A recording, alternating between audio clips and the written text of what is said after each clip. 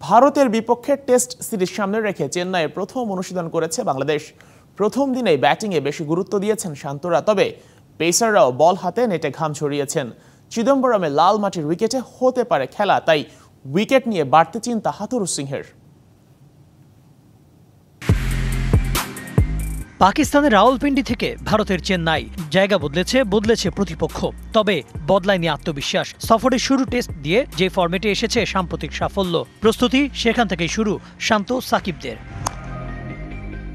চেন্নাইয়ের 37 ডিগ্রি সেলসিয়াসের গরম উপেক্ষা করে নেটে ব্যাটিং অনুশীলন চালিয়েছেন ব্যাটাররা। অপর প্রান্তে বল হাতে একের পর এক গোলা ছুড়েছেন তাসকিন, নাহিদ রানা, হাসান মাহমুদরা। 65% পর্যন্ত বিদ্যুৎ বিল সাশ্রয় করে আপনাকে রাখে প্রশান্তিতে। ওয়ালটন ফ্যান হাওয়া বদলে দেয়।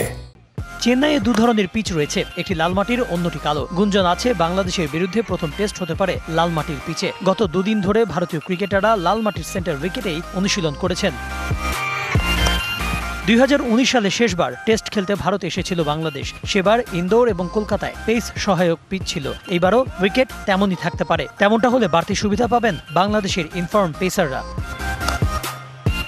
সাকিব আল হাসান এবং তাইজুল ইসলামের মতো দুজন বাঁহাতি স্পিনার থাকলেও দুশ্চিন্তার পুরোটা জুড়ে ব্যাটিং পারফরমেন্স। ভারতের মতো পরাশক্তির বিপক্ষে মাঠে নামার আগে ব্যাটিং নিয়ে আরও কাজ করতে চান Hathurusinghe. Kanak Mahmud, DBC news desk.